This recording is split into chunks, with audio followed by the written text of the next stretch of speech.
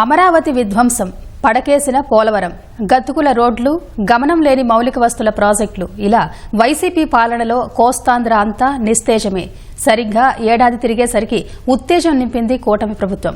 విధ్వంసం నుంచి వికాసం వైపు పయనిస్తోంది. ఆంధ్రులు గర్వించేలా అమరావతి, జలసిర్లు నింపేలా పోలవరం, జెట్ స్పీడ్ అందుకున్న జాతీయ రహదారులు, అభివృద్ధికి నిచ్చెనల్లా ఫ్లైఓవర్లు, ఇలా ఏడాది కాలంలో ఎన్నెన్నో పనులు పట్టాలెక్కి పురోగతిలో సాగుతున్నాయి. గత ప్రభుత్వం విస్మరించిన పారిశ్రామిక అభివృద్ధికి కొత్త రెక్కలు తొడిగింది.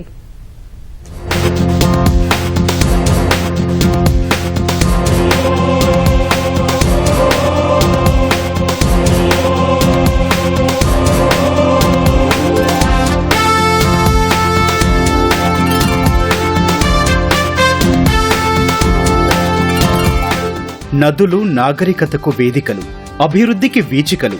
పాలకుల దృక్పథం సరిగా ఉంటే నదీ తీర ప్రాంతాలు పురోగమిస్తాయి. మన కృష్ణా, గోదావరి నదీ పరివాహక ప్రాంతాలైన 5 జిల్లాల పరిధిలో ఇప్పుడు ఇలాంటి వాతావరణమే కనిపిస్తోంది. కృష్ణా నదికి అటూ ఇటూ విస్తరించిన ఉమ్మడి గుంటూరు, కృష్ణా జిల్లాల అభివృద్ధి ఆశలకు కూటమి ప్రభుత్వం కొత్త రెక్కలు తొడిగింది. వైసీపీ ప్రభుత్వం 3 ముక్కలాటతో కళతప్పిన గుంటూరు, కృష్ణా జిల్లాలకు మళ్లీ రాజధాని కళ తెచ్చింది. అమరావతి పునర్నిర్మాణ పనుల్ని ప్రధానితోనే ప్రారంభించి రాజధాని గ్రామాలతో పాటు కృష్ణా, గుంటూరు జిల్లాల పరిధిలో స్థిరాస్తి, ఇతర రంగాలకు బూస్ట్ ఇచ్చింది. ఈ 2 జిల్లాల్లో రవాణా అనుసంధానానికి కేంద్ర సహకారంతో బాటలు పరుస్తోంది.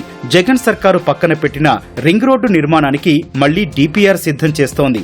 రింగ్ రోడ్డుకయ్యే 25,000 కోట్ల వ్యయాన్ని భరించేలా కేంద్రాన్ని ఒప్పించింది. చెన్నై, కోల్కతా జాతీయ రహదారిపై గుంటూరు, ఎన్టీఆర్ జిల్లాలను కలిపేలా 11,000 కోట్లతో చేపట్టిన బైపాస్ నిర్మాణం చివరి దశకు చేరింది. గుంటూరు సమీపంలోని కాజా నుంచి గన్నవరం సమీపంలోని చిన్న ఔటపల్లి దాకా 47 కిలోమీటర్ల మేర చేపట్టిన 6 వరుసల రహదారి త్వరలో అందుబాటులోకి రానుంది. రాష్ట్రంలోని తీర ప్రాంతాన్ని హైదరాబాద్ తో అనుసంధానించే వాడరేవు, నకరికల్లు జాతీయ రహదారి నిర్మాణ పనులు 50% పూర్తయ్యాయి. ఇక గుంటూరు ఎంపీ పెమ్మసాని చంద్రశేఖర్ కేంద్ర మంత్రి కావడంతో శంకర్ విలాస్ ఫ్లైఓవర్ తో పాటు ఇంకో 3 ఆర్ఓబీలకు కేంద్రం నిధులిచ్చింది. గుంటూరు నగరానికి శంకర్ విలాస్ ప్రాంతంలో ఉన్నటువంటి బ్రిడ్జి సుమారు 60-70 సంవత్సరాల క్రితం ఏర్పాటు చేసింది.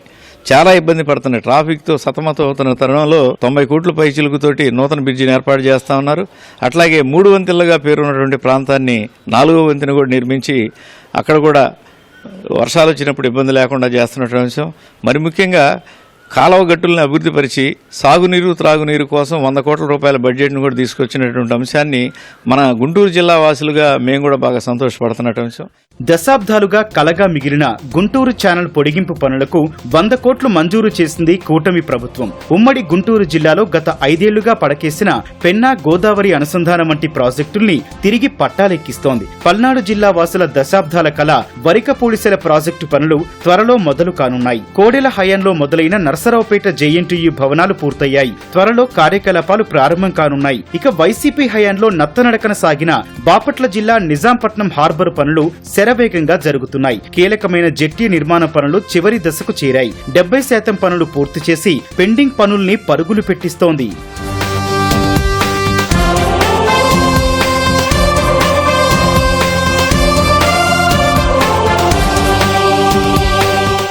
కూటమి ప్రభుత్వం గడిచిన ఏడాదిలో కృష్ణా జిల్లాలో పారిశ్రామిక, వాణిజ్యాభివృద్ధికి బాటలు వేసింది. మచిలీపట్నం పోర్టును గేట్వే ఆఫ్ అమరావతిగా మలుస్తోంది. 3,940 కోట్లతో చేపట్టిన మచిలీపట్నం పోర్టు మొదటి దశ పనులు 40% పైగా పూర్తయ్యాయి. 250 మీటర్ల మేర బ్రేక్ వాటర్ పనులు చివరి దశలో ఉన్నాయి. ప్రీ ఫ్యాబ్రికేటెడ్ వర్టికల్ డ్రైన్స్ అమర్చే పనులు ప్రారంభమయ్యాయి. ఓడరేవులోని 4 బెర్తులకు పీవీడీని ఇన్స్టాల్ చేసే పనులు వేగంగా జరుగుతున్నాయి. ఓడల రాకపోకలకు కీలకమైన అప్రోచ్ ఛానల్ పనులు మొదలయ్యాయి. మరో ఏడాదిలో నౌకల రాకపోకల్ని ప్రయోగాత్మకంగా పరిశీలించాలనే లక్ష్యంతో పనులను పరుగులు పెట్టిస్తున్నారు. మసులా బీచ్ ఫెస్టివల్ తో మచిలీపట్నంలో పర్యాటకాన్ని మరో మెట్టెక్కించారు. గిలకల దిండిలో 2017-18లో 347 కోట్లతో మొదలైన ఫిషింగ్ హార్బర్ పనులు గత 5 ఏళ్లు గాడి తప్పగా కూటమి ప్రభుత్వం వాటిని ట్రాక్ లో పెట్టింది. ఇంకో 25% పనులు పూర్తి చేస్తే హార్బర్ అందుబాటులోకి వస్తుంది.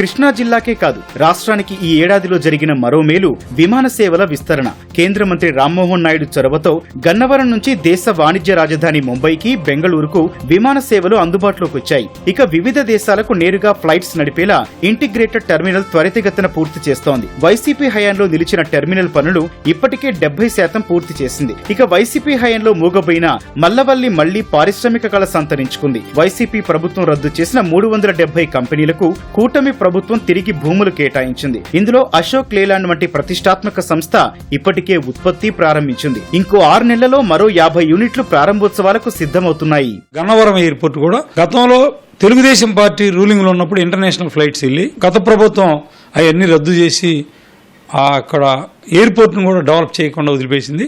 ఇప్పుడు అక్కడ ఎయిర్పోర్ట్ని డెవలప్ చేసి త్వరలో ఇంటిగ్రేటెడ్ టెర్మినల్ కూడా రెడీ చేశారు. తద్వారా ఇక్కడ నుంచి వెళ్లే వాళ్ళు చాలా మంది ఉన్నారు. వాళ్ళకు కూడా బ్రహ్మాండమైనటువంటి కనెక్టివిటీ వెళ్లే అవకాశం ఉంటుంది. గన్నవరం ఎయిర్పోర్ట్ దగ్గరలో పారిశ్రామిక వాడను కూడా ఏర్పాటు చేస్తా ఉన్నారు. 30,000 ఉద్యోగాలు పైగా అక్కడ వచ్చేదానికి చాలా ఆస్కారం ఎక్కువ ఉంది. పశ్చిమ గోదావరి జిల్లాకు ఏడాదిలో జరిగిన అతిపెద్ద మేలు పోలవరం ప్రగతి. రివర్స్ టెండరింగ్ పేరుతో వైసీపీ ప్రభుత్వం అనేక సవాళ్లు, సంక్లిష్టతల సుడిగుండంలోకి నెట్టిన పోలవరం పనుల్ని కూటమి ప్రభుత్వం మళ్లీ గాడిలో పెట్టింది. కొత్త డయాఫ్రమ్ వాల్ నిర్మాణాన్ని అదనపు యంత్రాలతో వేగంగా పూర్తి చేసే ప్రయత్నం చేస్తోంది. గత 5 ఏళ్లలో అటకెక్కిన నిర్వాసితుల పునరావాసాన్ని పూర్తి చేస్తోంది. కూటమి ప్రభుత్వం బాధ్యతలు చేపట్టిన తొలి 7 నెలల్లోనే 90% పైగా ప్యాకేజీ నిధులు జమ చేసి నిర్వాసితుల కళ్లల్లో ఆనందం చూసింది. ఏలూరు జిల్లా పోలవరం, వేలేరుపాడు, కుక్కునూరు మండలాల నిర్వాసితుల ఖాతాల్లో దాదాపు 1000 కోట్లు జమ చేసింది. ఇక పాలకొల్లు నియోజకవర్గంలో కోట్లాది రూపాయలతో పంట కాలువలు, మురుగు కాలువలు, రోడ్ల నిర్మాణ పనులు చేపట్టారు. సముద్రపు కోత నివారణకు పైలట్ ప్రాజెక్టుగా చేపట్టిన రక్షణగోడ నిర్మాణ పనులు పెదమైనవాణి లంకలో ప్రారంభమయ్యాయి. నరసాపురం మండలం లిఖితపూడి గ్రామంలో 16 కోట్లతో ఇండస్ట్రియల్ పార్కు పనులు మొదలయ్యాయి.